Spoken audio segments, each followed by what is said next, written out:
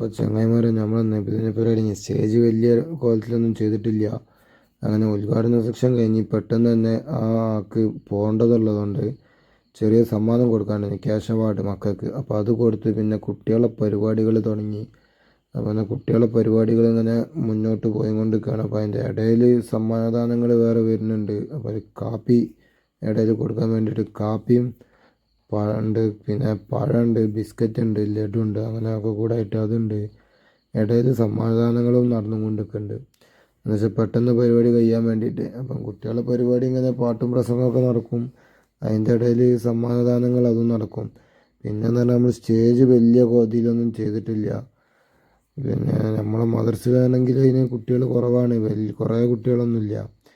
പിന്നെ അതിനനുസരിച്ചുള്ള ഫണ്ടിങ്ങും കാര്യങ്ങളൊക്കെ കുറവാണ്, പരിപാടിൻ്റെ ഫണ്ടിങ്ങും കാര്യങ്ങളൊക്കെ കുറവാണ്. അപ്പോൾ അതാ സ്റ്റേജ് ആ ചെറിയ മട്ടത്തിലൊക്കെ അങ്ങനെ ചെയ്തു പോവാണ്. അങ്ങനെ ഇടയിലത് സമ്മാനം, ഇത് ഉസ്താദിന് കുട്ടികളെ വക ഒരു സമ്മാനം കൊടുത്തതാണ്. എന്ന് കഴിഞ്ഞ പൊതുപരീക്ഷയിൽ നല്ല വിജയം കൈവരിച്ച മക്കളാണ്. അപ്പോൾ ഓല് ഒരു സമ്മാനം കൊടുത്തു. പിന്നെ അടുത്ത സമ്മാനങ്ങൾ ഇതേമാതിരി മാർക്കടിസ്ഥാനത്തിൽ ഓരോ ക്ലാസ് തലത്തിലൊക്കെ മാർക്കടിസ്ഥാനത്തിൽ നല്ല മാർക്ക് കിട്ടിയ കുട്ടികൾക്കുള്ള സമ്മാനങ്ങൾ. ഫ്ലവർ ഷോൻ്റെ കുട്ടികൾ ഇരിക്കുന്നത്. ഇതാണ് നമ്മളെ സൗണ്ട് ഓപ്പറേറ്റർമാർ ബാബുരാജ്, അനശ്വര സൗണ്ട്. അപ്പം അടുത്ത ഇതേമാതിരി പൊതുപരീക്ഷൻ്റെ സമ്മാനങ്ങളൊക്കെയാണ് ഈ കൊടുക്കുന്നത്. നമ്മളെ കമ്മിറ്റിക്കാരാണ് മുകളിൽ ഇരിക്കുന്നത്.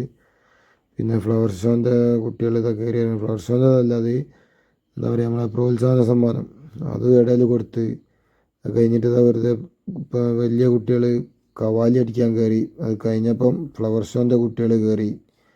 അപ്പം ഫ്ലവർ ഷോ കളിക്കാൻ തുടങ്ങി. ചെറിയ മക്കളാണ്, അതിൻ്റെ പോരായ്മകളൊക്കെ നല്ലോണ്ടാവും. പിന്നെ തന്നെ പഠിപ്പിക്കാനും പുറത്തുനിന്നുള്ള ആൾക്കാരൊന്നുമല്ല, നമ്മളെ ഉസ്താദുമാരെന്നാണ് പഠിപ്പിക്കുന്നതും. അപ്പം അതിൻ്റെ പോരായ്മയൊക്കെ ഉണ്ടാവും. കാരണം ഒരു മദർസും പഠിപ്പിക്കണം, ഇതും പഠിപ്പിക്കണം. അപ്പം അതിൻ്റെ ഇടയിൽ നമ്മളെ ഉസ്താദ് ഒന്ന് പാട്ട് പാടിയതേനി. അപ്പോൾ ആ ഉസ്താദ് ഒരു പാട്ടും പാടിയത് കഴിഞ്ഞ് ദഫും കയറി. അപ്പം ദഫ് ഇങ്ങനെ പുരോഗമിച്ചു കൊണ്ടിരിക്കുകയാണ്.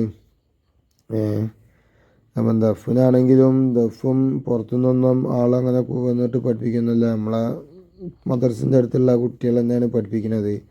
അപ്പം അതിൻ്റെ പോരായ്മ ഉണ്ടാവും. അപ്പോൾ ഇത് പൂർവ്വ വിദ്യാർത്ഥികൾ ആ ഉസ്താദിനൊരു സമ്മാനം കൊടുത്ത്, ഇത് ദഫ് പഠിപ്പിച്ച മാസ്റ്ററാണ്, ഓൽക്കുള്ള സമ്മാനം കൊടുത്തുകൊണ്ടിരിക്കുകയാണ്. അങ്ങനെ സമ്മാനങ്ങളൊക്കെ ഒരുപാടുണ്ട്.